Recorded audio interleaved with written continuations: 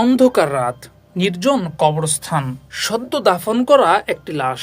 কিন্তু স্বজনরা চলে যাওয়ার পরই শুরু হয় আরেকটি ভয়ঙ্কর অধ্যায়।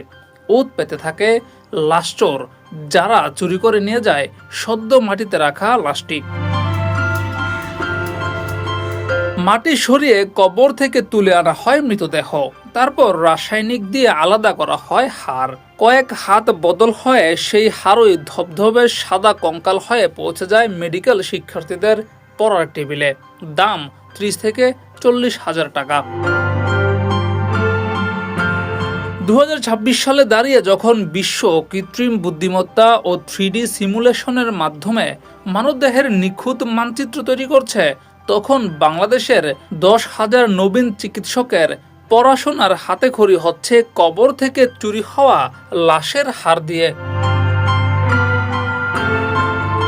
যুগের পর যুগ ধরে চলা অমানবিক ও বীভৎস এই কঙ্কাল বাণিজ্য এখন কয়েক কোটি টাকার এক সুসংগঠিত মাফিয়া সিন্ডিকেট। আওয়ামী লীগ আমলে মেডিকেল কলেজগুলোয় এই কঙ্কাল বাণিজ্যের একচ্ছত্র নিয়ন্ত্রণ ছিল রাজনৈতিক প্রভাবশালীদের হাতে। মেডিকেল কলেজ কেন্দ্রিক ছাত্রলীগ নেতারা এই ব্যবসাকে কোটি কোটি টাকা আয়ের উৎস বানিয়েছিলেন, কিন্তু তারা পালিয়ে যাওয়ার পরও থামেনি এটা, কেবল হাত বদল হয়েছে। শিক্ষার্থীরা বলছেন, অনিচ্ছা সত্ত্বেও এই হার কিনতে বাধ্য হন তারা, কারণ অ্যানাটমি ক্লাস এবং আইটেম পরীক্ষায় হার সামনে নিয়ে ডেমনস্ট্রেশন না দিলে অনেক শিক্ষক ভালোভাবে নেন না।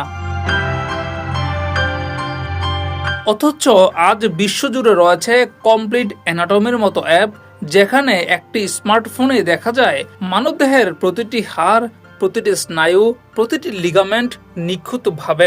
চীন, আমেরিকা, ইউরোপ, এমনকি পাশের দেশ ভারতেও এখন প্লাস্টিক কঙ্কাল মডেল আর ডিজিটাল সিমুলেশনই প্রধান মাধ্যম হয়ে উঠেছে।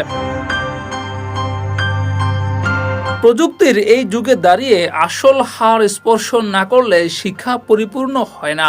এই যুক্তিকে যথেষ্ট, নাকি এর আড়ালে টিকে আছে বহু বছরের এক অনৈতিক ব্যবসা?